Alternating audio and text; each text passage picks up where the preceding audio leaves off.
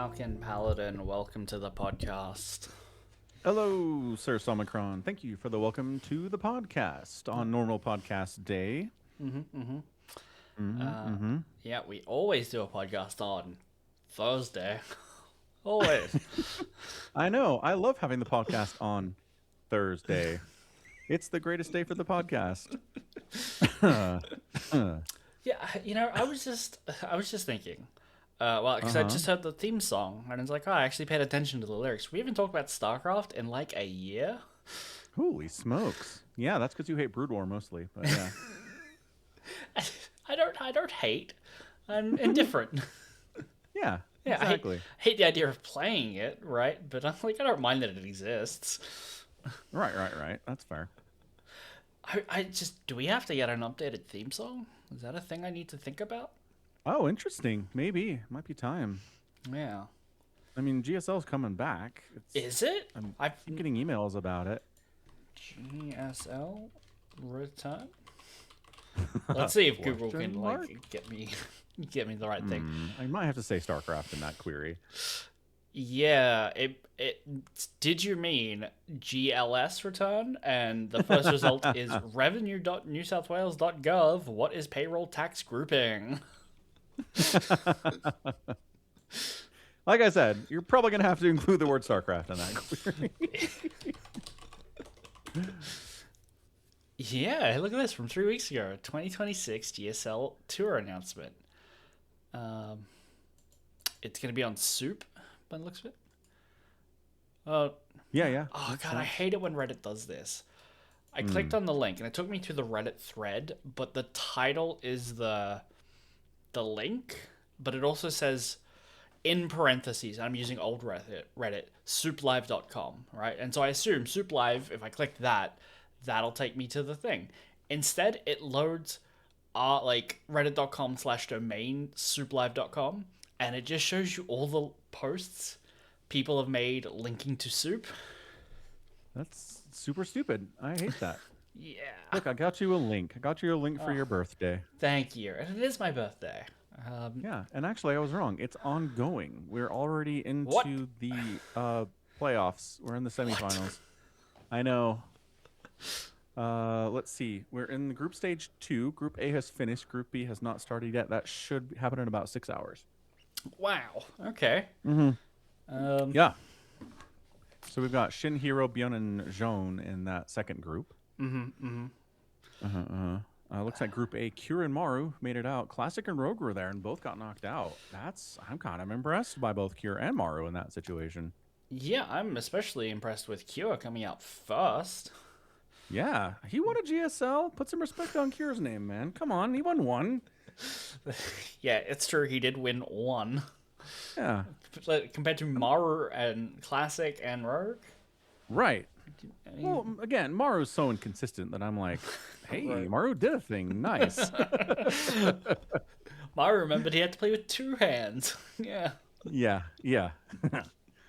But yeah, Classic and I would have picked Classic and Rogue out of there for sure. I think they've been more consistent. But I mean, nope. Would I have bet against Maru even after all this time? Would I? I mean, you're a giant Maru fanboy, so probably not. But yeah, that's okay. I probably should have. Yeah. Yeah, but who knows if I would have. So Shin, Hero, Byeon, and Zhaon. Hero, right? Hero. I can't bet against Byeon.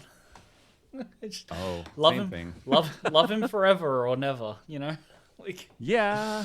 Ride or die. I get it. He's my boy. He's your boy. Yeah. So it's not looking good for Zergs. Have we finally reached peak balance in StarCraft 2? I mean, there was a time Zergs couldn't win shit. So if that's your definition of balance, we did it once already. Yeah. Like, Heart of the Swarm, Zergs weren't winning anything. I was very sad. Right, but I wasn't there for that, so it doesn't count. Like. Oh, fair. Yeah. I just want to see who plays like the previous rounds. I want to know who beat who here. Oh. So Rogue beat Percival. That makes sense. Zhao beat Solar. Rogue beat Zhao. Rogue 2-0'd Byeon in the qualifiers. I'm looking earlier. Oh, way earlier. Like way earlier. Yeah. So Rogue beat beyond Hero 2-1 Rogue. So Hero's looking good. Mm-hmm. And then what's this one? Shin beat Solar and Percival to make it into his group. Hero then beat Solar and Rogue to make it into his group. And then Maru beat Trigger and Percival. Yeah. Which, I mean, nothing to brag about. If you're Maru, I think. If I beat Trigger or Percival, even for a single game in like a best of 1,000, I'm bragging like to the end of time. Right. Definitely. Yeah. Nothing wrong with Percival. He's great. Nope. Yeah. Great name from the Knights of the Round Table. People still remember. You remember a conversation we had from 6 weeks ago about whether or not people remember names from the Arthurian legends. It's true. Yep. Sir Percival. Do I know anything about Sir Percival? I read there's a book. Percival, go ahead. He's the guy who went off to go and find the sword or something. Like he's a... The sword? Yeah. King Arthur already has the sword. What sword? King Arthur's sword. Excalibur. He lost it? Well, it was in a river or a lake or whatever, wasn't it? Or in a stone? It was one of those two, right? Let's go find it. Look, all right, I'm reading the Wikipedia page. Hold on a second. I just searched the word sword on Percival's Wikipedia page. It doesn't show up. Okay, so what... So I don't think so. He went looking for something. I'm sure he probably did. So let's see. Blah, blah, blah, blah, blah, blah. Blah, blah, blah. Adventures and stuff. There's another French author who wrote about Percival. I don't know, man. He just joins the Knights of the Round Table. I don't see him doing anything. What the hell did Percival do?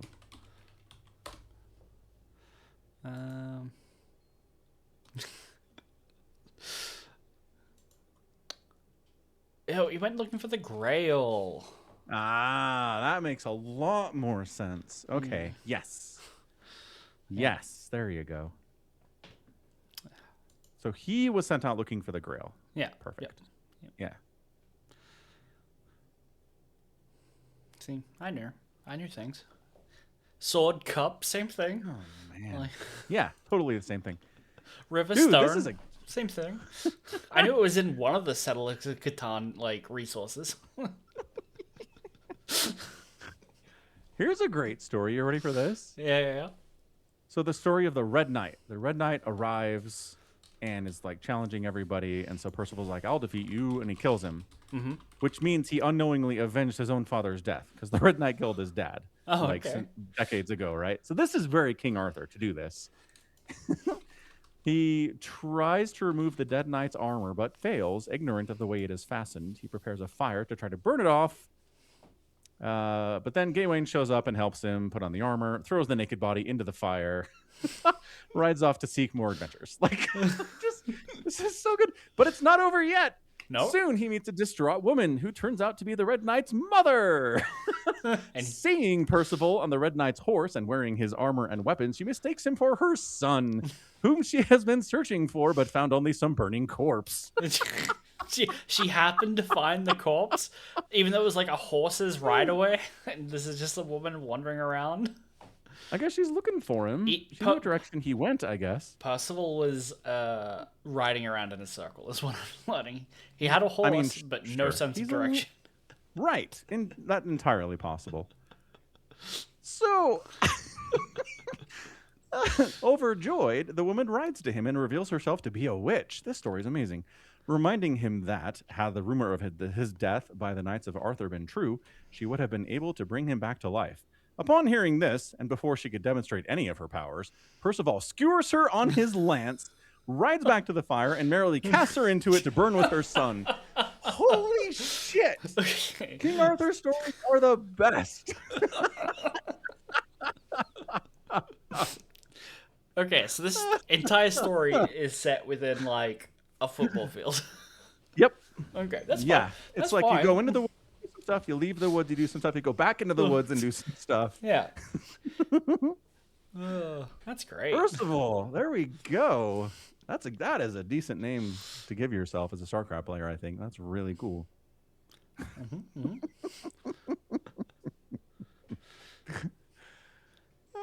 Anyway, yeah, gotta put your money on Maru, man. Who knows how many more GSLs he's gonna win?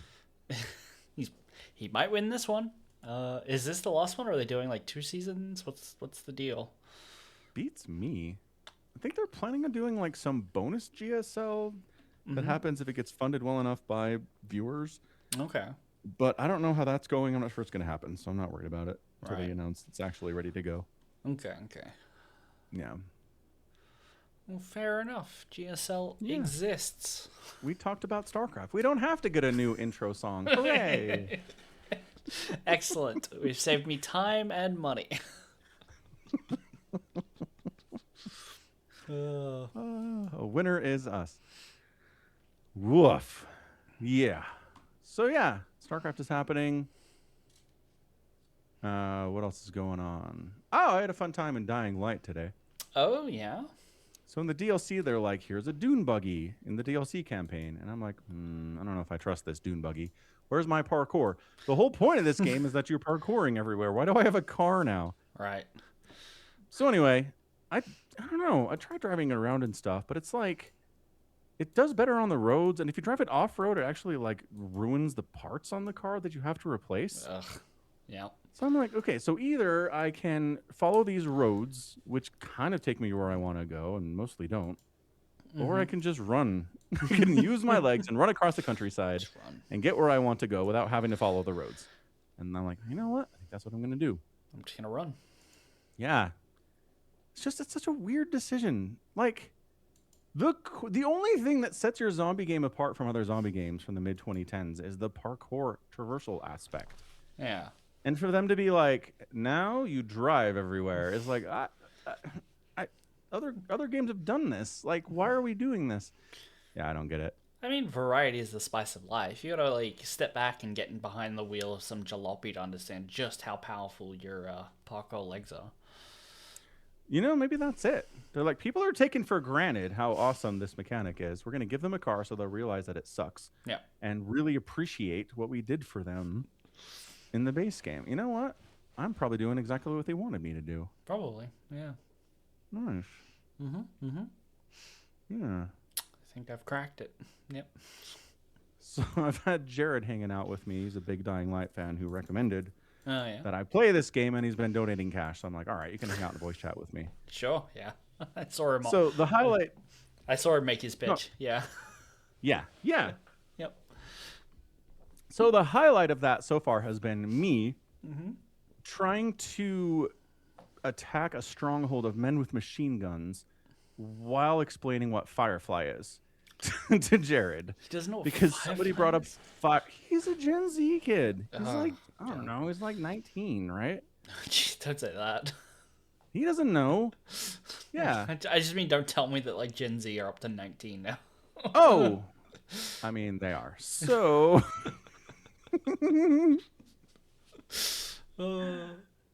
Anyway. Yeah. So I've got this clip of me like desperately peeking around corners and getting shot in the back while also explaining what Firefly is. That's funny. I'm kind of impressed. I think I did a pretty good job with it. You know, circumstances considered. Yeah. Yeah, and I didn't die either. So that was exciting. Fair enough. Yeah, one of my favorite things about the game, I guess the last thing I'm going to say is that if you shoot guns, the zombies are really attracted to noise, so they come for you, man. Like, if you can use quiet weapons instead, you're better off. But these soldiers you're fighting are often just like, I've got guns, I'm going to use guns. So every time they shoot guns, all these zombies are like, "Brah!" They come and try to eat them. It's the best. That's funny. I'm like, you dumbasses, what are you doing? Bringing down death upon yourselves. Don't you understand the rules? I don't know that they did. I mean, some of them don't actually have guns, so I think those are the smart ones. The smart ones are like machetes and crossbows and stuff, and the dumb ones are like... Yeah. I mean, some people just don't learn. They're like, I want my gun. Yeah. Right. I don't And care if like I zombies understand come. the appeal of gun. There's great appeal of gun Oh yeah. in post-apocalyptic wasteland. I understand that. Hmm. But also, aren't bullets in limited numbers? I don't know. Who knows? One Yeah. of the things that I really liked about like the Walking Dead show was there's a scene where people who have like their shit together have built this siren thing off in like, I don't know, miles and miles away, but Yeah. it's just a siren that blares and it's surrounded by like, um what would you call an empty moat, a pitfall? An empty moat? Yeah, Oh. like a pitfall, right? Like Um, it's just a sure. big hole in the ground, right? And so they're just Yeah. trapping zombies. And it turns out, like in the show, that they're like, and then we chain them up and we threaten people with them by like locking them in the room with a chained up zombie. It's like, Right. okay, that's not great. But the idea that you like, if we're in this town, you go to the next town over, and you just set up a giant siren and trap all zombies in a hole, you make the Uh-huh. surrounding areas much safer. Like it's a great idea, provided nobody else lives in that town. Right. Yeah. Sure. There you go. Again, ideas for living in a zombie apocalypse. I like it. I like people having ideas. Yeah, It's great. it's great. Yeah. Speaking of great ideas, I hit a new personal record in suffering this week. And suffering. Yeah, you're gonna love this. I've been playing a new game called Librarian: Tidy Up the Arcane Library. This sounds like a game. So, Mm-hmm. the entirety of the game is you are locked in a 2-level library until you pick all the books that a fairy has scattered on the floor. Are you drinking a beer? What the hell? It's root beer. Oh, okay, that's fair. That's old-fashioned root beer. Fair enough. I was just so surprised to see you with a glass bottle. I know. That's what I was going for, actually. I was like, Really caught me one there. uh-huh. Yeah, anyway, so a fairy has pulled all the books off the shelves, and you have to put them back. All 3,072 books. Do they need to go in specific locations? So each section is a different like theme, and because it's a fantasy world, themes are like beasts or warriors or healing magic or destruction magic. It's not the Dewey Decimal System, and you need to sort them by author. It's not that deep. Oh, good. That would be probably not worth playing, honestly. Yeah, that would be really rough. Yeah. So I have all but one achievement in the game. There's 12 achievements. And to make the game easier, they give you magic. And some of the magic becomes very worthless because it's just superseded by other magic. So there's a spell you can get when you're holding a book. It'll make all the other books in the series glow. So you can go and find them, right? Yeah. And the way you level up is by completing an entire series and putting it away on the shelf. So you need to find all books in the series to level up, to get more skill points, to get better magic. Okay. So there's maybe an argument to get that soon. Like it's really good at lower levels when you only have one skill point, because the other one that I just get immediately now is you can get a spell that the book that you're holding will just pull other copies into your hand from around the library. Like you don't even need to know where they are. Yeah. You just magically summon it to your hand, which That seems after easy. after you put it comes with a 2-minute cooldown to begin with, but that eventually gets it down to 20 seconds, and you can summon all 9 books. Like assuming you're holding one, the longest series are 10. It's either 10, 5, or 3, but you can summon all other 9 books to your hand straight away. Right. So what's the value of having one that makes makes them glow and you can walk around and pick them up with your feet? Well, if you don't want easy mode. Right, if you don't want easy mode for 3,072 books. Anyway, Yeah. so I did my first run, and that took me like 3.5 hours. So there's an achievement for getting it under 3 hours. So I did that once I realized the strat for leveling up and getting that really awesome spell. I also, my first run, I did not unlock the 4 minor magics you can get. So there are these chests at one end of the hall where you can unlock minor magic. 2 of the chests increase your hand carrying capacity. So you can carry up to 15 books instead of 10. Yes. Okay. Which, given that your spell can summon all 9 other books that you need and the biggest ones are 10, there isn't really much purpose, I feel, in having more than 10. But for some playstyles, it definitely makes sense. The other 2 minor magics are... The principal of this school gives you permission to run and jump in the library. So my first run, I didn't find any of those, and you have to put books away upstairs that you find downstairs and books that you find upstairs away downstairs. Without the ability to jump off the rail and get to the lower landing quicker. Yeah, slowly walking down the stairs, being quiet in the library. Right. Yeah. So getting those was a huge boon, and I finished my under 2-hour run, under 3 hours, so in 2.5. So at this point, I'm at 5.5 hours. I do another hour and 15-minute run to get an achievement for putting books away anywhere. Just put them on the shelves. Don't Right. get a single one in the right spot. But put them on a shelf. But put them on a shelf. So I did that. That was really fun. The final achievement is to put all the books away without using any magic. Oh, no. I am 8 hours deep in this run alone. I've put away 1,500 of these books. So I'm about halfway on book count. On completed shelf, I've done 25%. So, yeah. So there's 400 total shelves. I've done 106 or something. So I'm going to tell you something that maybe you don't want to hear, Somicron, but you don't have to do this. But I'm so close to finishing it. It's You one don't have to achievement. do I this. can do it. I can do it. I know. I believe in you. I believe you can do it. I'm just saying you don't have to.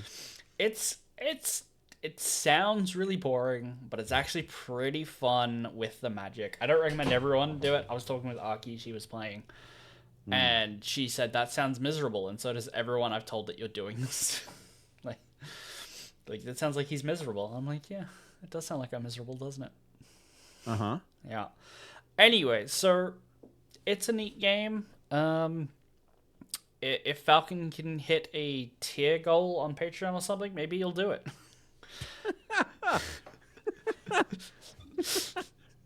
I mean, Without the magic. Oh, you wouldn't do it at all for any amount of money? well, everyone has a price, Omicron. Right, You know that's what I'm getting to. Yeah. Yeah, The fact that I said no to you, doesn't mean anything. Like, you've got a price. I know, but it means the price is high. Sure. Yeah. I mean, it'll only take you 2 days streaming. Like, it's not that much. I mean, how much? Oh, you mean to buy the game? Oh, no. To buy the game, it's only $7, right? Like, it's on sale. Yeah. No. To Yeah. get you to play it, I'll gift you the game. I'm not worried about that. But Right. how much is it to get you to play it, right? I don't know. It really sounds miserable. It's not. It's fun. I mean, what is it to get you to play it, and what is it to get you to do without magic? I don't know. I'm just remembering playing a custom Brood War campaign that was like intentionally made to be extra difficult and how miserable that was. Right, but this isn't difficult. Just tedious. Just a lot of it, yeah. Yeah. I mean, a lot of the books have really fun names. So there's a whole section for people from other worlds, and one of them is like the most powerful spell crafting language, C++. Okay, that's funny. There's an economics book called Why Do Stocks Crash the Moment I Buy Them? The ultimate warrior build, the naked soldier, right? Like, it's just a dark soldier. It's great. There's plenty of fun book titles to read. Definitely. 400 of Definitely them. There's a curse book called The Dead Note. Oh, we're funny. We're funny in this game. Okay. Yeah. And if you get all the books put away in the right place, you win a pizza party for being an excellent funny employee. Dude, that reminds me of a thought I have about our book this week. Holy smokes. Don't let me forget. Okay. Okay. Pizza party. Wow. I mean, can't say no to a pizza party for one. Sounds riveting. Is it just like, here's a large pizza, go nuts? It's like a Neapolitan pizza. Like it's an Italian kind of. Yeah. It's like not even cut into slices. It's Like fancy cheese on it. yeah. Yeah. That sounds nice. Sounds nice.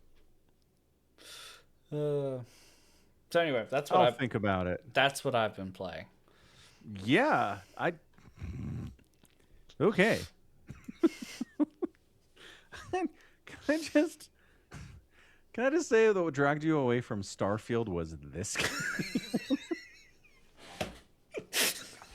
You were like, ooh, this is better. Oh God, you're right. You're not wrong. You're like, I don't know why I'm playing Starfield. I'm kind of having fun with it. And then this book sorting game showed up, and you were like, ooh, shiny. I really want to get a job at like EB Games or something where they get trade-ins for games and they've got to like print their own covers, and I want to put it on a cover. I would rather manually put away 3,072 books than play this game.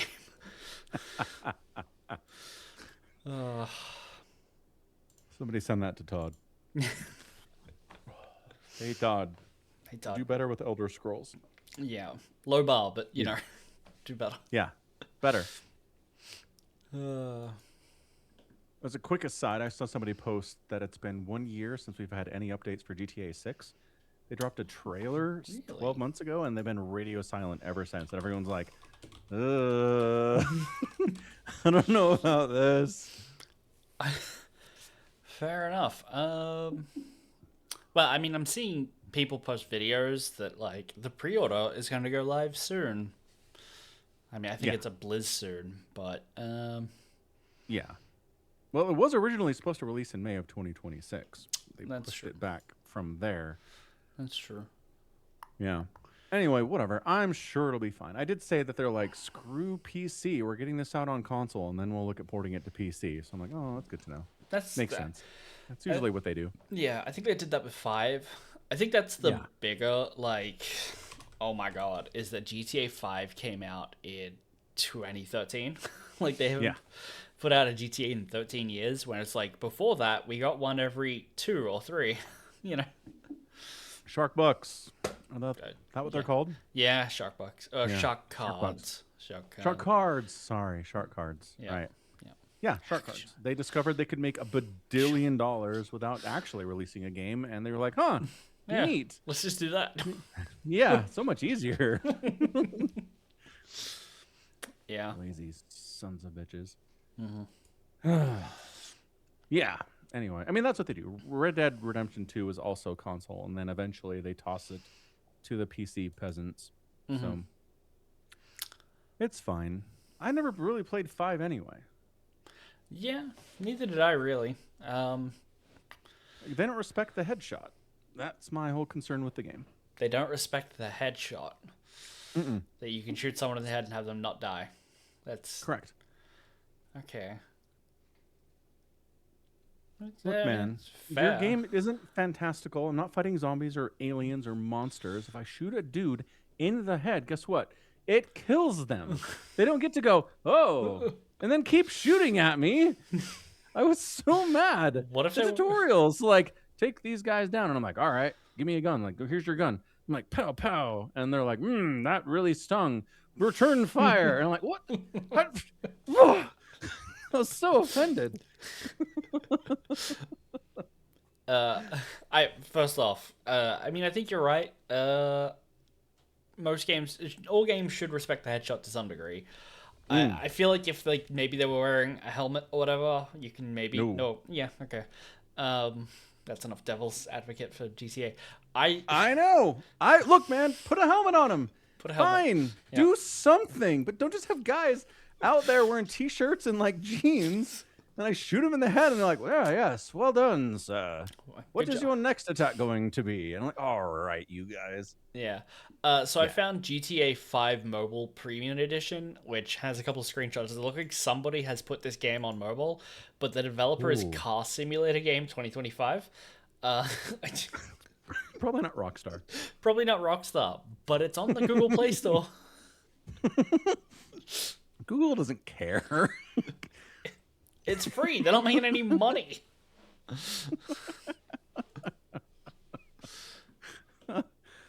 Well, I'm sure there's microtransactions in there, right? There might be. Yeah. Yeah. Yeah, I didn't really play a lot of Grand Theft Autos. Like I played San Andreas a bit because it's like a game that I had with friends. Yeah. But I always got to like the same point in a story where I'm like, I'm not doing this mission. It's hard. I can't be bothered. I'd rather just get my motorbike and like drive around and jump off things, you know? Yeah, and for some people that's what GTA is, man. You drive cars, you use motorcycles, you fly helicopters, you do sick tricks. Yeah. And like they don't know what anything else is going on in the game. That's all it is. Right, I right. respect that. Yeah. But I have watched a lot of other people play GTA, like hundreds of campaign? hours. No, no, no, no. Like Let's Plays and stuff. Yeah, that's what I mean. Yeah, they have a light cycle. They basically have Tron in GTA, and I could watch some people play that a whole bunch. It's a lot of fun watching them be like riding along with that hard turn and like, you know, doing Tron. It's great. Yeah. No, that's super fun. Yeah. Totally. Yeah. Again, sandbox. I think what made GTA 5 as successful as it is sandbox. I think a bunch of people did play through this story and enjoy the story for what it is, Oh, but yeah. I think more people, way more people, were like, "Ooh, I can run around and blow stuff up and steal cars and ride motorcycles off of mountains and What's that? fly a plane into the ocean." Yeah. What's that? I can grief players for $1.20. I'm gonna do it. When they Yes, and that too. they launched a like a satellite weapon that just calls down like a laser beam on players, and you had to pay money for it, but you can buy money with real money. Yep. And so it's Yep. like you just grief people for like $1. Yeah. Yeah. Cinema. Yeah. It's genius what they managed to build there as far as a money printing machine goes. Yeah, Yeah. for sure. For sure. Anywho, Grand Theft Auto 6 at some point. Who knows? Before Elder Scrolls, most likely. Oh, undoubtedly before the Elder Scrolls. Yeah. Yeah. Yeah. Yeah. Good times. Let's see. Anything else to cover here? Should we Warhammer it? Yeah, let's talk about Warhammer. All right. What did we read this week, Somicron? Oh, you beat me to it. We read Only in Death and The Iron Star. Mm-hmm. We did. Yep. Which I actually had to go out and read with my eyes. Like, What? That's not cool. I mean, it's fine. It was a 50-page book. I can handle it. Where did you get it? On Like a Kindle. library? Oh, you got it on the Kindle, right? Yeah. It's a standalone? Yeah, you can buy it standalone. I think it How much cost was it me. for the standalone? Let me look. Let me. Just bought it on Amazon. I think it was like the same price as I could have bought the the omnibus. Yeah. That's what I was wondering. So it was $5.99. So maybe a little less than the omnibus. But if I look up The Lost, Dan Abnett.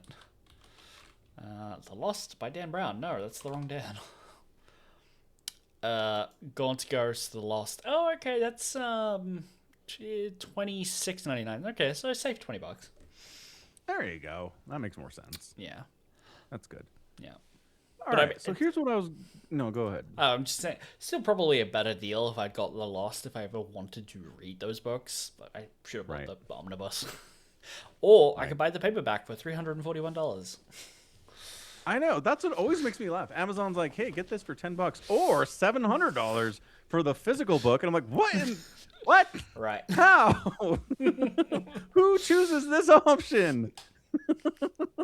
It's not even like the limited edition version, which, by the way, one of the books that I ordered last week came in. It's the limited edition version of First and Only. Yeah. It's real pretty to look at. I'll be honest. Yeah. It's great. Yeah. So for that, yes, but for a friggin' paperback. Yeah. Yeah. Anyway, onto the book. Only in Death. Right.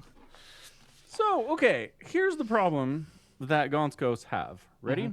Yep. They're so good at everything. They show up, they win wars. They show up, they manage to liberate entire freaking planets. They do impossible missions and pull it off. That the command structure goes, there's this kind of no-win situation that we've got going down there. I mean, they'll probably all die, but if anyone can do it, the ghosts can. Huh! Throw them into the situation. It's like when you're in school or at work and you just work your ass off and your boss is like, this person really good at working their ass off. They're really good. More work for that person. That's exactly what's going on here. Kind of, yeah. The ghosts. Dude, Van Voigt's is like, yeah, I mean, I knew this would happen, but you got it done. And I'm like, and Gaunt's like, fuck you, buddy. And they're like, Gaunt, it's kind of your fault, really. Stop being so good at your job. Stop being so good. Kind of, yeah. It's definitely, we're jumping right to the end of the book, which I know. I think Gaunt has possibly one of the best lines ever in literature, which is, I could smell acceptable losses. Yeah. Dude. Yeah. Somebody, what is something like keep them busy. Somebody says, right. Commander Gaunt, keep them busy. And he goes, oh, I've been around long enough. I know what that means. That's stay there and die. Yeah. It's brutal. Holy smokes. It is brutal. It's so brutal. I genuinely feel that Van Voigt's was like in a really tricky spot where he needed to send somebody there. Like I need someone on the edge of our flank in case they come this way. But I don't think it's likely. There's like a little bit of we were caught off guard with the guard, like, oh, the enemy redeployed or whatever, and like they're coming at us slightly harder from a different way. Like we've been bamboozled here, says the Imperial Guard Lord General, as all of his friends die. But there's a little bit of like, we've been tricked, but there's a lot of, I need to put somebody there, and I can't put a big detachment there, right? Like I can't justify sending in a big bunch of regiments. And the Gaunt's ghosts, they're small. They're not a lot of them. And they're miracle workers. Everywhere we put them, they do things we don't expect them to be able to do every time. Yeah. So, to get to the meat of what the actual book is, Gaunt is asked as a personal favor by Lugo, and there's a great little bit of Gaunt's internal monologue where it's like, yes, Van Voigt's here, always says, oh, as a favor, he's like, have a spine, it's an order. Everyone knows it's in order. Just say it's in order. You don't have to pretend to be our friend. Yeah. Right.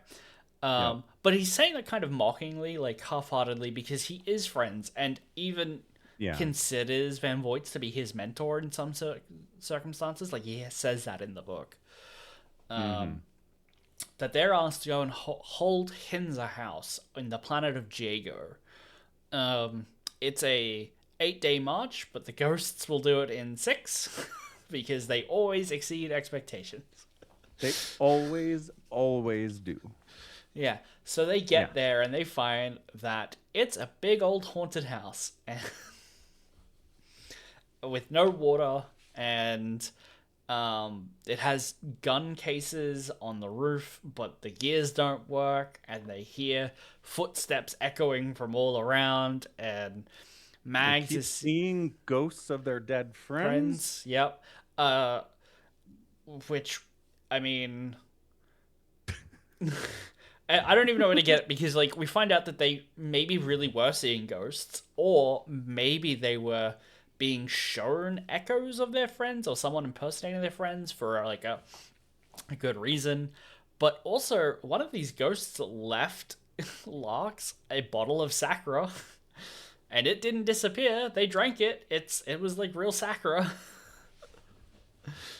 Ghosts I and don't know, magic. man. Well, that's the thing about that's the thing about the warp and Gaunt's ghosts, right? Mm-hmm. It's always like, yeah, the warp is real, Mm-hmm.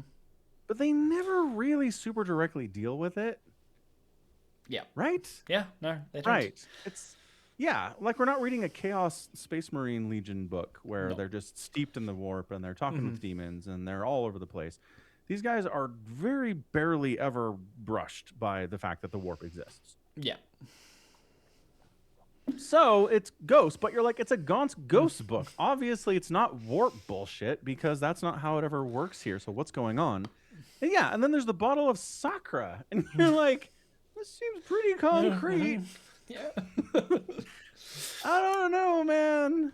Not only that. And then, are we spoiling the end further here? Well, yeah. We're just gonna spoilers for the book we're reading, obviously. Yeah, right. So it turns out all of the messages and dead friends that they've been seeing is their friend Agan Sorik, who 4 books ago, no, like 4 or 5 books ago, Yeah. got hauled off to the Black Ships for being a psyker, is in tremendous agonizing pain, and has sensed that his friends are in danger and wants to like help them, but also for them to come and kill him because he's in tremendous agony. And Yep. he is like a half mutilated stump of a man with like medic sticking out of his throat. His eyes have been shown shut. He's living chained in a cage with of his own filth. And Yeah. his captors, one of them is a man and one of them's an old dame. And so Mags is seeing this old dame haunting him throughout the thing. And it's like, oh, okay, so what the ghosts have been seeing in this haunted house is Agan Sark's representations of his captors and torturers, handlers. Well, who knows which one's technically correct. Right. And he desperately wants any of them to come and help him. And by help, he means put a bolt shell through me. Yes, he's done. He has spent years and years and years and years doing this shit. Mm-hmm. I did. Yeah. Yeah. Which, So, like, what determines how psychers are treated by the Imperium? okay. Because, like, sometimes they're allowed to keep their eyes and limbs and can run around and have their own autonomy. This dude, they're like, nope, in a box, no eyes, no limbs, do psycher shit forever. It's like, Right. what the hell? What did he do? So the way it theoretically works is the black ships come and take you. You are then subjugated to all manner of tests and trials and whatnot. And if you make like astropathic grade, then they might take your eyes, bond you to the Emperor somehow by like, I don't know, making you stare at the Astronomicon, and then you get to be an astropath, right? Your powers Right. become like mellowed or at least focused into sending dreams to other people and reading dreams, onomancy. But some people who have exceptional control or exceptional power might get picked up by like the Inquisition. And some people who have very weird powers might be able to be taught and trained into using them more broadly, like Soric is, because his Yeah. powers manifested as writing notes in message shells and putting them in his own pocket from the future. Right. Which, again, we never really figured out how the hell that works. No, turns out it's No. just warpy bullshit, which is fine. Yeah. It really works, especially after Commissar Hark puts one through Sarek. Yeah. He sees a message cell on the ground and goes, "Oh, I know what that is." Picks it up and it's empty. Right? That, dude, best moment in the whole book. I was like, ooh, okay, that's a fantastic coda to Sorik's arc. That I was like, all right, Dan, there's a lot of stuff I don't like about you, but holy cow, that was so good. That was so good. Because yeah, it's like Hark kicks something with his foot and he looks down and it's a shell and he's like, oh, And I'm like, oh my gosh. And then it's empty. Yeah. Oh my gosh, that's great. Anyway, Yeah. yeah. I mean, it's a little tough because it's like there's all this spooky stuff and the ghosts and the everything that's going on. Mm-hmm. And then they're like, it was this guy. Yeah. He's a psyker. Deal with it. And I was like, all right, I guess. Well, I mean, sort of. Like, I definitely agree that, like, you can go, there's a lot. That was this guy. But it still doesn't necessarily explain all the things. Like, right. I don't think he can be, like, really attributed to the fact... Like, not everything can be attributed to him because he's a psycho. I think the house might genuinely have been haunted. Because we still don't know some stuff. Like, for instance, that after like 2 or 3 days, when they get their water drop, they get some like, oh, reinforcements are coming. We're this other regiment. Like, Van Voigt has been like, yes, we are sending an armored regiment up to you, but they're going to take time to get there. So I've come along ahead of them to tell you details and share with you maps that we don't want to put over the Vox. Right. But it's revealed later, after Hark is like, oh, I'm so sorry that your captain died. He was a good man. And he's like, yeah, he was. And he's like, why? Did I say something wrong? It's like, well, no, he died on the flight to you. Like, their ship crashed. Like, he never made it to you. And it's like, who was in the house with us? Who was that? Sorik did it with his mind powers. And if Sorik was doing all this, why did he have Ku reappear? we got Elijah Fething Ku back in Only in Death. You know, that one can be explained by Larkin be crazy. True. Right? Right. That probably happens all the time to Larkin. He sees Ku. There was a moment in one of the other books where all of the Garyon survivors are talking and they're like, oh, I had a nightmare. And he's like, oh, what was it? And I was like, Ku. And they're like, oh, yeah, that old guy. It's like, yeah, he's a nightmare, but not one of Garyon. So, yeah, it could be that Larkin's just crazy. But Bragg was there to protect him from Ku. Yeah. And that to leave might have been Sorik. That might have been, but does Sorik have special Sacra summoning powers? I don't know that he does. I don't either. Again, the warp exists within Warhammer to do all sorts of crazy bullshit. Yes. That's it. Mm-hmm. And what about... if you ask Dan, he'd be like, the warp did it. And you'd be like, all right, fair enough, Dan. The Emperor did it, maybe. Yeah. The Emperor was like, these ghosts sure need some help. Mm-hmm. I can generate some Sacra for him. Yeah, there's a lot of maybe it was Sorik. Would Sorik know that you need to make someone scared of like a wriggling snake thing because the cold fusion generator in the basement needs water and it kind of looks like a wriggling snake thing? Right. It kind of looks like an Ouroboros, which I will say, this is a tiny spoiler for an upcoming book. The Gaunt's Ghosts, like the Men of Tanith, it's revealed that they have a history with a symbol that looks like a snake eating its own tail, but they don't recognize it here, which is a little funny. But they call it the Robbie Ross. Because like after thousands of years of separation, the language has changed from Ouroboros to Robbie Ross. It's very funny. Fair enough. That's funny. Yeah. Interesting bit of setup here, I guess. Maybe. Yeah. So anyway, there's ghosts and stuff, and everyone's like, "Ooh, ghosts!" And then they're like, "It was just this guy." It's like, all right, fair enough.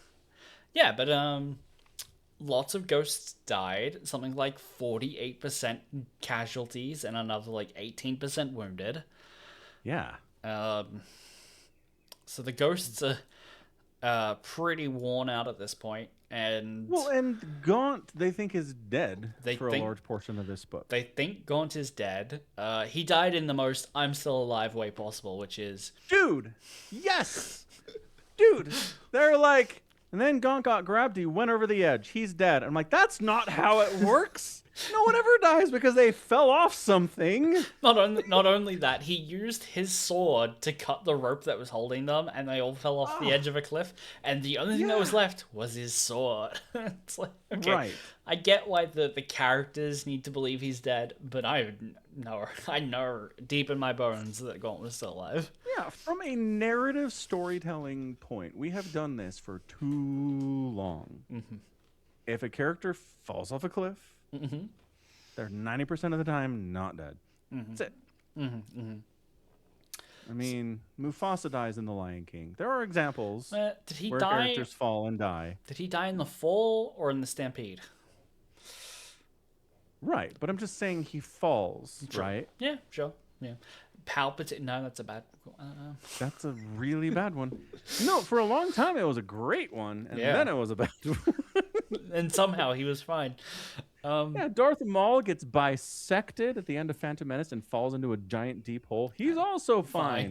Yeah. Amazing. Star Wars loves doing this. Yeah. So they believe Gaunt's dead, and turns out he's just been captured and tortured a lot. So Ezra Knight and McCall do a vengeance pact to go and kill as many blood pact as they can. Oh, did I lose you? Oh no, you're kind of No, I'm moving. here. You just went very still. Oh, right. Sorry. Yeah. They went into a vengeance pact, and like they're like giving people the Emperor's mercy by rubbing like poison knives on like their open wounds so that they die from the poison really quickly. And then they're like, oh, Yeah. but not this one. And it turns out that's Gaunt. He was so mutilated, McCall didn't recognize him. Yeah, because it said he has been flayed multiple times. Yep. I was like, I feel like flaying is getting all your skin removed. How do Well, they like put it back and do it again? Like, what the hell? Well, you can just flay a Blood person. pact? You can just flay people in batches. That's getting flayed multiple times. Okay. So being flayed multiple times is once for this arm, once for that arm, Right. once for your back. Yeah. And he has been blinded. I think is an important. Yeah. So No, yeah, his eyes are gone, I believe. his eyes are gone. Well, he's still blinded. But I mean, there's a difference between like they scratched his corneas real bad. Right. or Yeah. They removed his eyes. There's another thing that happens in this book where it's like, and then this explosion went off, and like the shrapnel killed this guy, but this guy just got blinded by the light. Yeah. Yeah, that's a thing that happens. But they managed to get him out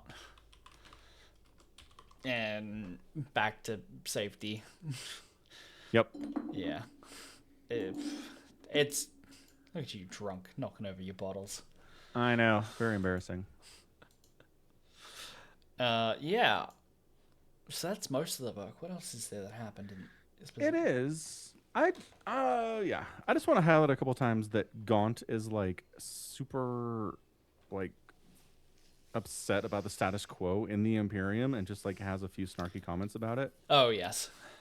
Yep. There's this great situation where he's talking with Welt, the Inquisitor, right? Mm-hmm.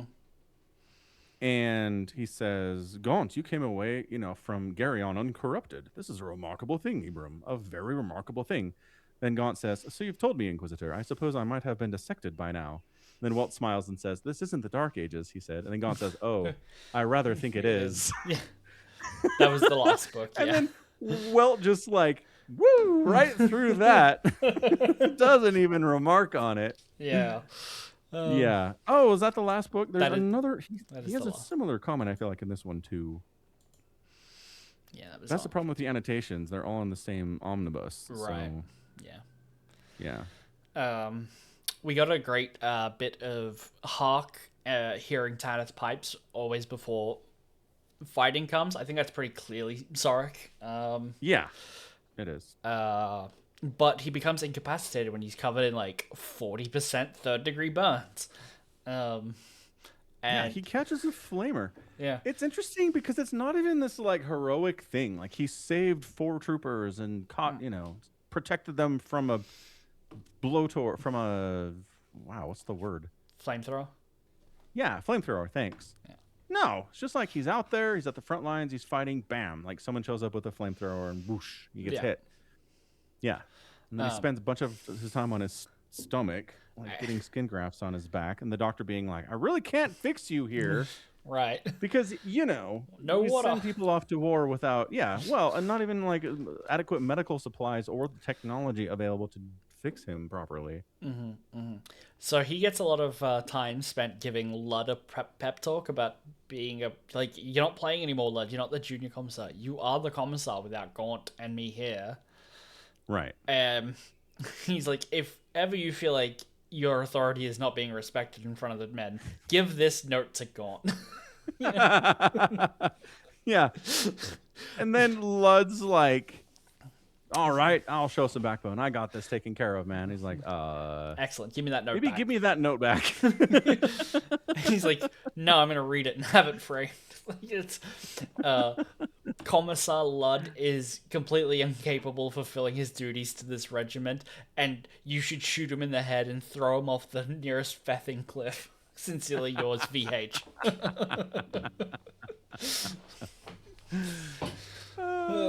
The funny. Funny. And the Warhammer is always good. There's a lot of really great character moments here. Again, Larkin and Bragg having a chat. That was that was heartwarming. It was. There's a character who gets mentioned very early where Gaunt is like, Doc, why are you putting all of your medical supplies in my office? And he's like, this isn't the infirmary then. He's like, nope, 3 doors down. Gaunt's got his socks, like his shoes off, and he's got holes in his socks. And they mention a character who is really good at darning. I think it's how it sounds. I don't know how it's spelt. I don't know what it is. I'm assuming it's sewing of some description, that this person can patch Gaunt's socks. And like here, he's totally throwaway at the start of the book that Gaunt has holes in his socks and like a lot of sand in his shoes. And then there's a moment in the book where like a grenade or bullets go off or something, and then they go, and Joshua, known for his darning, died. It's like, oh, that's that guy. We know who that guy He is. He's good at fixing socks. It's a little thing, but like Dan really managed to add flavor to just like, and then Ghost number 472 died in an awful way. Yeah. It was really good. I mean, liked it. It is. And again, he will kill named characters we have spent a lot of time with. He's consistently done this. But in addition to doing that, he does try to give some personality to certain troopers that then die later. Because, because the thesis of Gaunt's Ghost is war is hell. Yeah. Let me show you exactly what type of hell it is and how this works.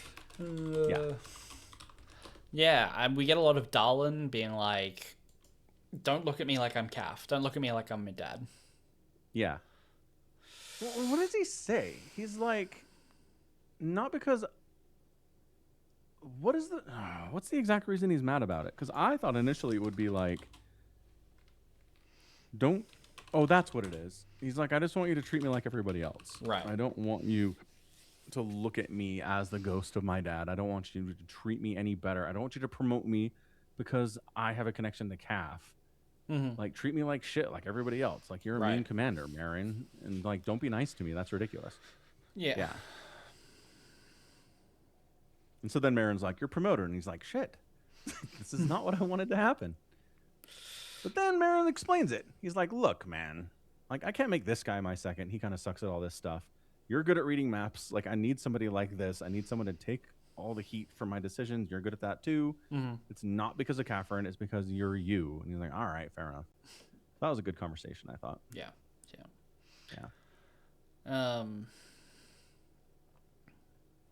There's one thing I want to touch on, but I don't know how much to touch on. There's a moment in this book where Darlin doesn't seem to know why Collier knows who he is. Like, it seems like a little continuity error. So hoping you maybe had that like highlighted. You could pull that up and maybe read it and then maybe explain it a little better to me. Because I don't want you to Google it, because spoilers for those characters.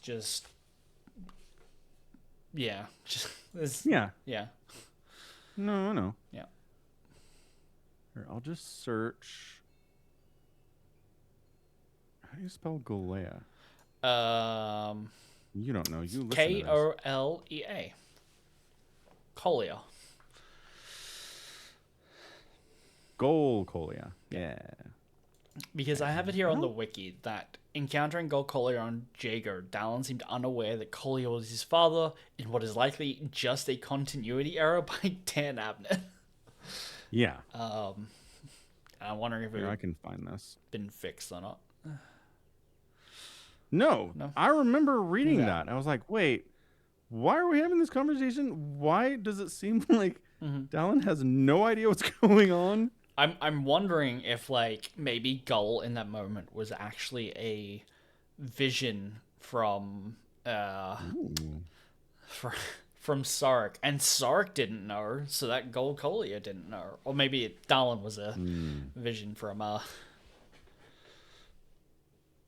yeah, maybe From the spiker. from the cycle, yeah. Oh, one thing that did get spoiled, not spoiled, but like as a function of the audiobook, like not knowing how to spell names, Beltane has this like Vox echo that he's keep trying to pick up Oh, yeah. about like, are we the only ones left? Are we the only ones left alive? And because it's an audiobook, the narrator does it in the voice of the person who says that line. And I'm like, okay, so that's gone. So the reveal is like, yeah, we know. I was like, ooh, that's good. But you were like, yeah. Yeah. We knew already. That's really funny. Why would they do that? Especially in like there's the setup where he finds this Vox echo. There's a reminder when they're like, oh, I've got a better signal, I can hear it now. And they're like, oh my god, Beltane, that's you. And he's like, yeah, I know that's me. I just don't understand how it can be me. And then later it's not him because that's a red herring. Right. That's so funny. He needs to be smarter about doing the audiobook. Yeah. I don't know. I can't find this conversation. It's fine. It's just the continuity error. Yeah. It's just weird that it slipped in. It is weird. Yeah. There's a lot to keep track of, I guess. Yeah.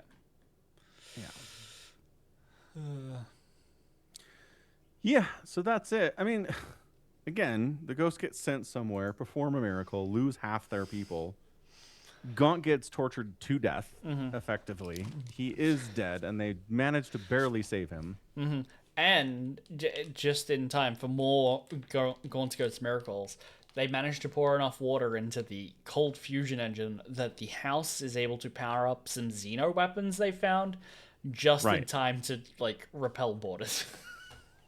Yeah, for like the final time. Like they've barely held them off for weeks at this point. This last time, too many people are dead. There's too many of them. They can't hold them off. It's a final stand. Xeno weapons have arrived. There's a great moment where they answer the door with the Xeno weapons, and they're like, what? And the responding troopers are like, what the hell is that? Right. And like, I think have a look. Ordos Xenos would be interested in looking at these, and like, I bet they would. I really wonder how, they have so many maps of this place, but none of them ever found the armory or the library at all. I'm like, okay, I get that there was a false wall, but, because it's a haunted house. But you have all these maps. I really did like that, like, they all get these separate maps, like there's 12 different versions of the maps, and they're arguing over it. And it's like, is this place just haunted? Is it moving around? Is the map changing? And then it turns out, like, someone just puts it together. Somebody probably pushed a button. Instead of printing 12 copies of the same map, they gave us the last 12 updates of the map for the last millennia, after the house had been rebuilt a dozen times. I'm like, oh, that does make sense. That's a good explanation. That's not the warp did it. Yeah, that's good thinking, Dallin. That was good. I didn't appreciate the fake out when Hark and Creed are on the transport out of there and they get shot down. I'm like, because, like, again, characters can die in this. Catherine just died out of nowhere. You could totally kill Hark and Creed in a random transport explosion, right? Yeah. And then 2 chapters later, it's like, oh, we were thrown clear. We're on the desert sands now. And I'm like, what? Right. No, you fucking aren't. You died. The transport exploded and crashed. Right. What are you talking about? Yeah, I was mad. Yeah. Yeah. Look, man, if you're gonna kill someone. Don't fake. That's 2 fake outs. That's 2 death fake outs he did in the same book. Yeah. Yeah.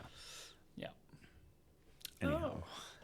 So I was trying to remember, because the next book that we're gonna read is the omnibus, The Victory, right? But it's split into 2 parts, Yeah. and I'm like, why did they split this into 2 parts?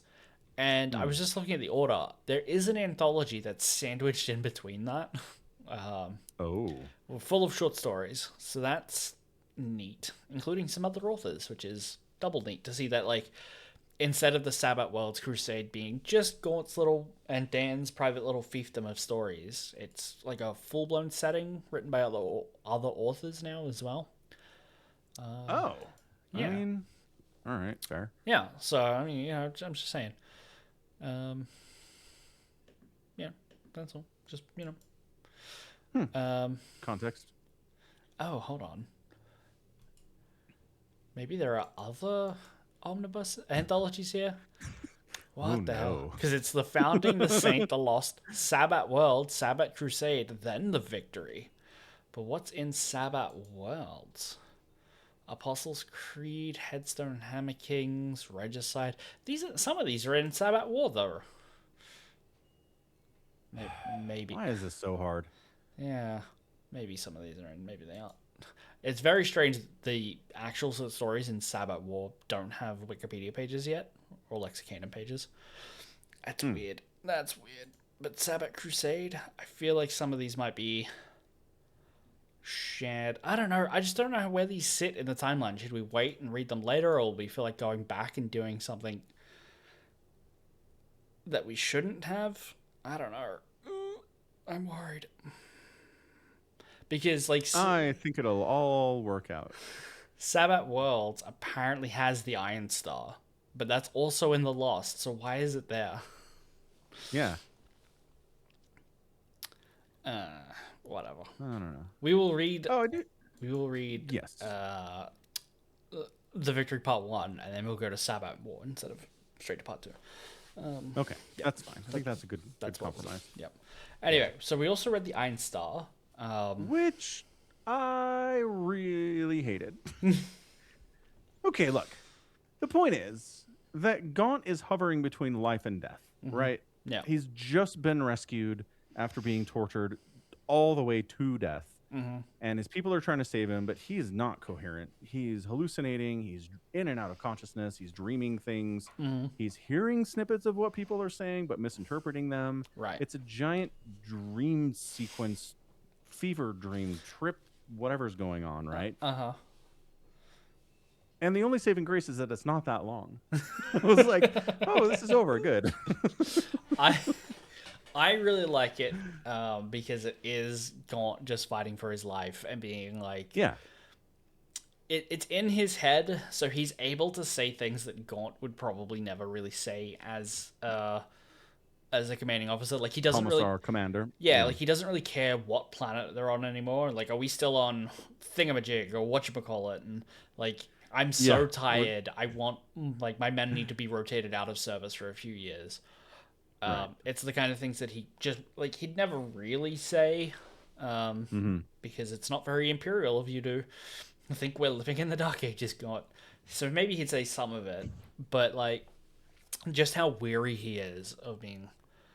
Yeah. We're weary but loyal, loyal but weary, all that. That's the line. Really, again, Dan's writing, like, I think the word is prose here. I'm never really sure when to use prose. But, yeah, prose is language that follows natural flow or rhythm of speech. So, like, Dan's great. Dan's great. The writing is great. Yes. It is. And it really works. But it is a dream sequence, and I always understand why people don't like dream sequences. So I feel that. And especially where this one's another one that Gaunt is led back to the land of the living by his 4 closest dead friends.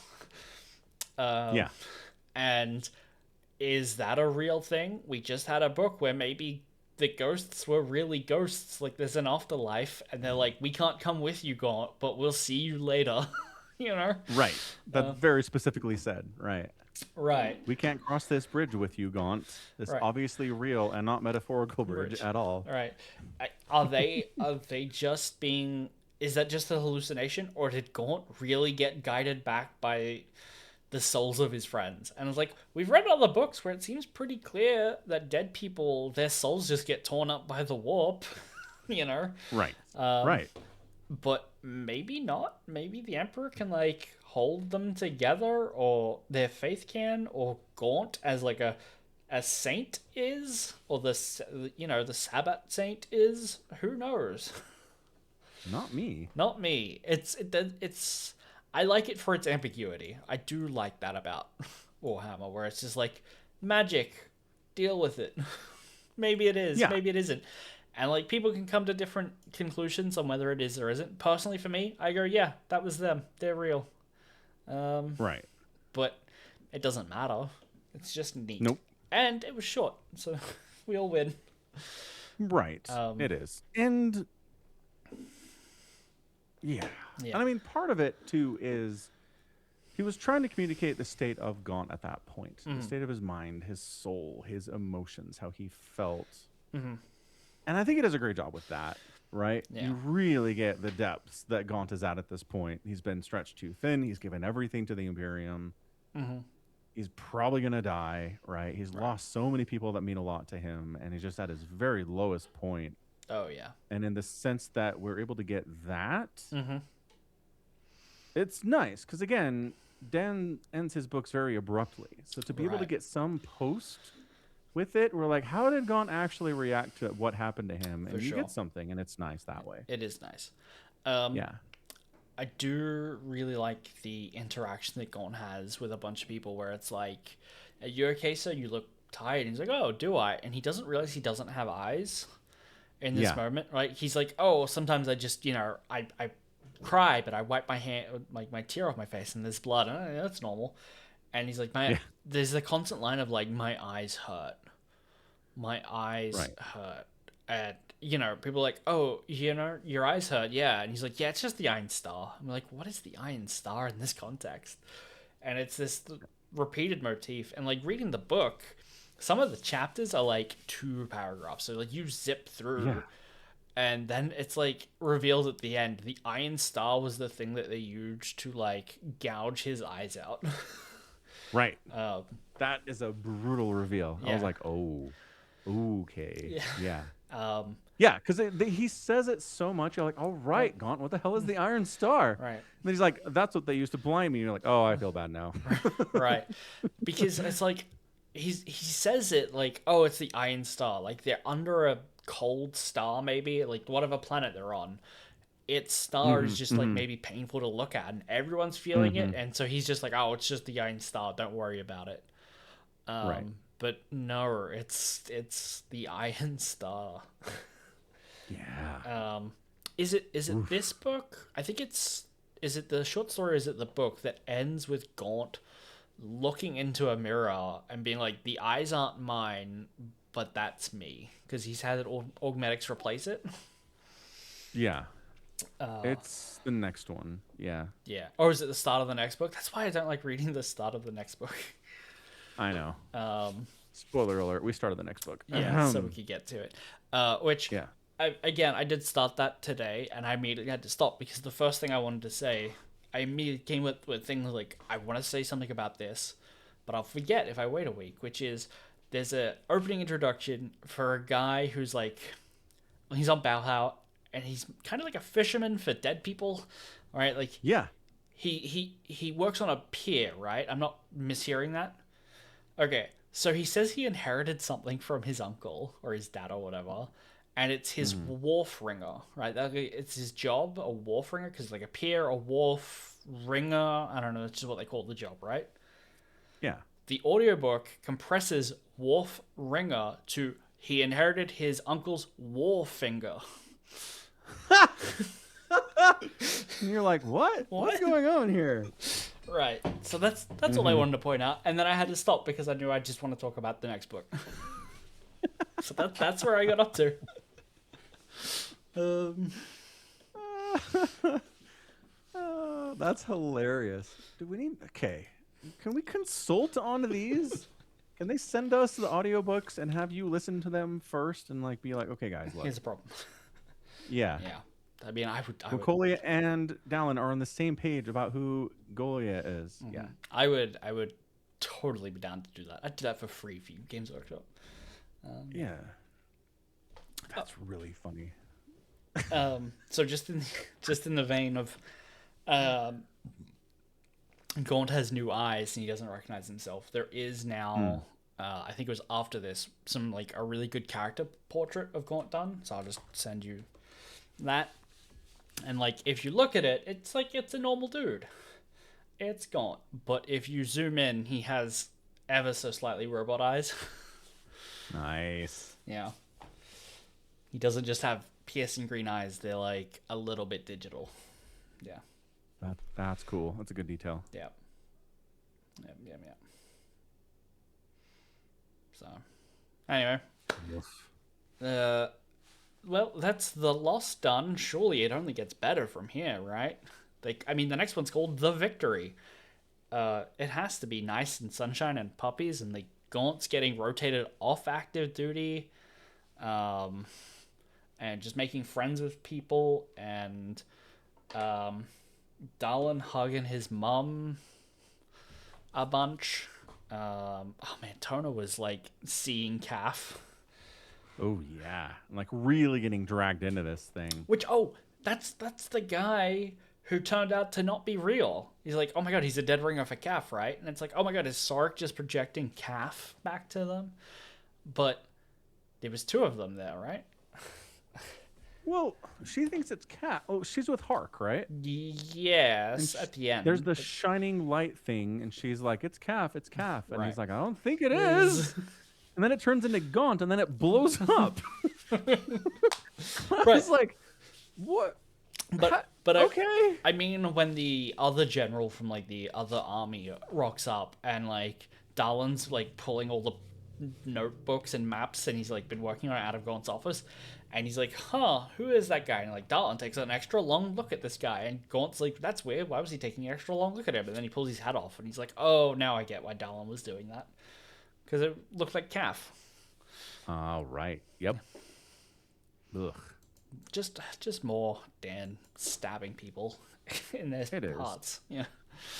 Yeah. And I mean, what's fun about it is that like PTSD is a thing. Like, Yeah. people who've been through war and extremely traumatic events often do see people they've lost or re-experience things they've been through that are bad without the help of warp or magic at all. Right.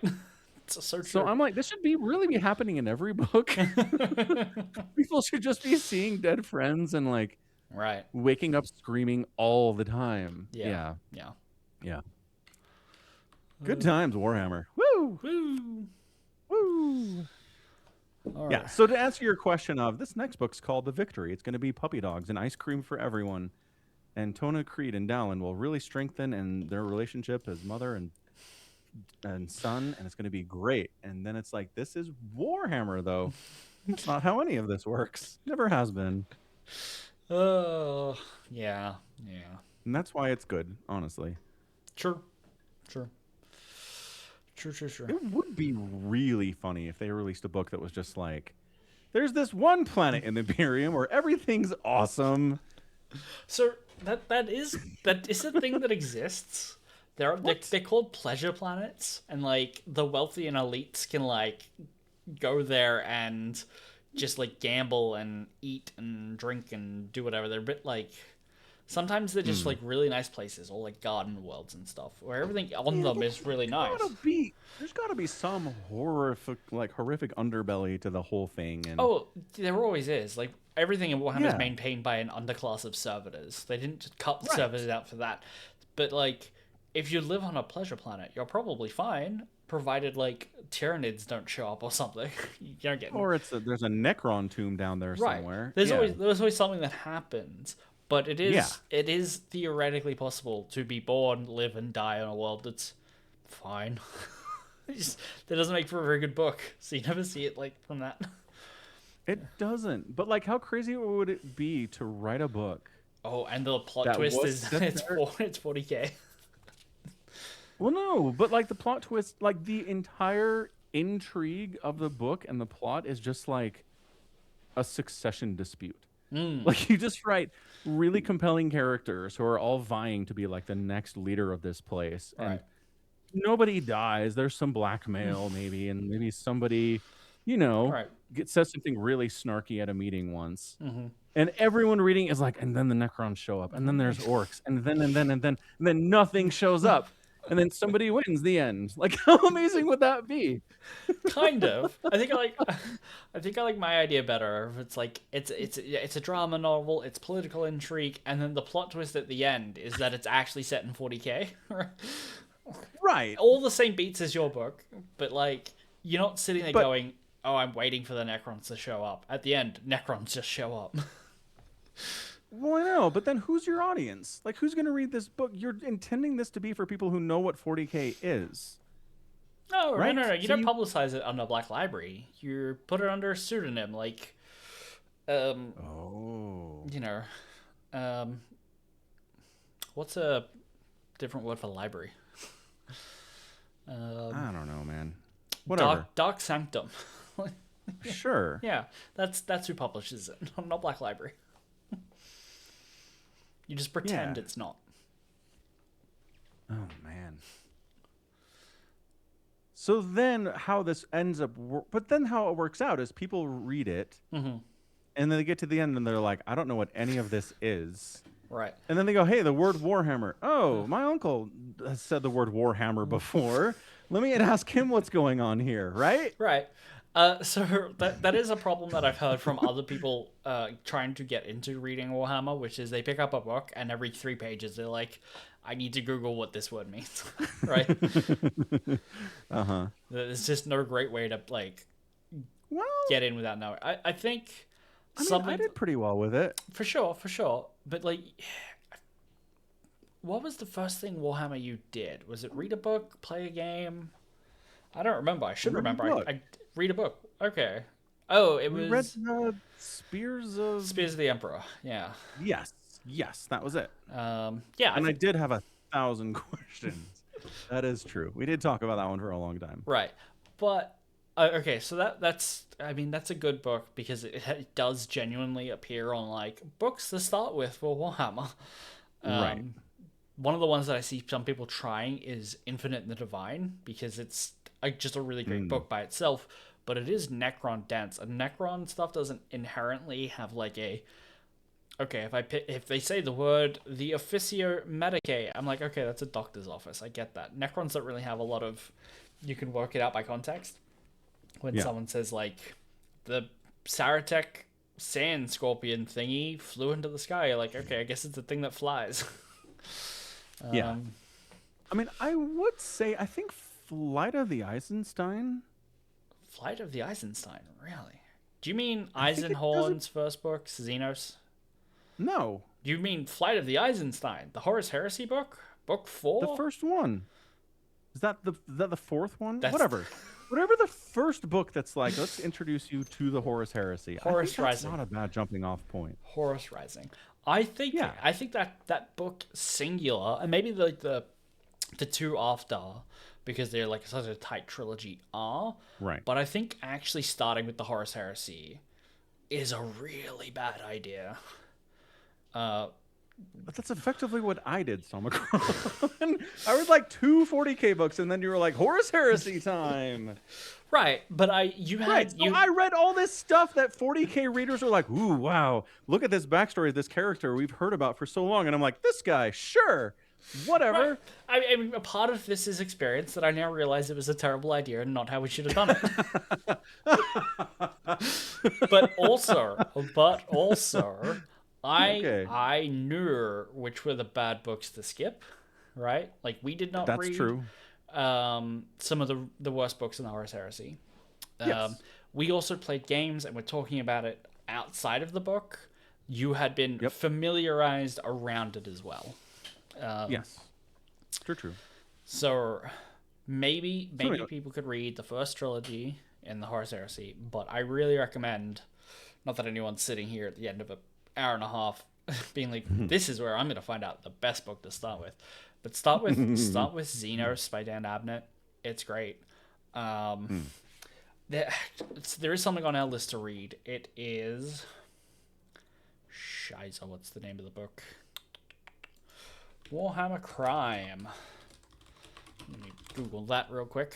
So Warhammer has its own crime section where it's like you can just read crime thrillers and stuff that happen to be kind of grimdark sci-fi. There's a book called Bloodlines by Chris Wright. It's just like a it's like a crime noir novel where the main character is a detective. Right. Those books in that series, because they're all set on the same planet, so Sin and Sanction, Grim Repass, Flesh and Steel, Broken City, Dredge Runners. The Volbus Conspiracy is really good, but you need a little backstory. King of the Spoil, also really good. Once a Killer, also really good. But they'll get you into the feel of the world, right? But without being like, and here's Horus, and why it's very important that he fell 10,000 years ago. And it's like, no, you're a dude trying to find a missing kid because their dad's worried that they haven't checked in. Yeah. And you have Yeah. all of the kind of like weird cyber fetishism with the servitors, and like people have plasma pistols. You'll get a familiarization with what it is when they say the ecclesiarchy, because you have to go pray, otherwise people think you're a heretic. Right. Yeah, so you could have a lot of just baseline Imperium 40K stuff. Yes, you'll get a really good look. That makes sense. I cannot wait for us to get to those books. Mainly for two reasons. One, they're all really great, but I'm noticing here that there's 1, 2, 3, 4, 5, 6, 7, 8, 9, 10 that don't have audiobooks, which means I haven't read them and I really want to. Oh. So I will. No audiobooks. Imagine that world. And so when we get there, I'm gonna have to read with my eyes again. Can you believe it? I mean, you just did it. You didn't die. It was fine. Right, but that was 50 pages. These are like 400. And that's a lot more. That's a lot longer for me to do. Okay, wait. So we read Xenos. We read Xenos, yeah. Yeah. We read Dan Abnett's Eisenhorn books. That's Xenos. That's also a really great place to jump in because it's not Space Marine and Battlefield. It's considered off the battlefield and is a detective novel as well. Another great reason why Warhammer Crime is in that same vein.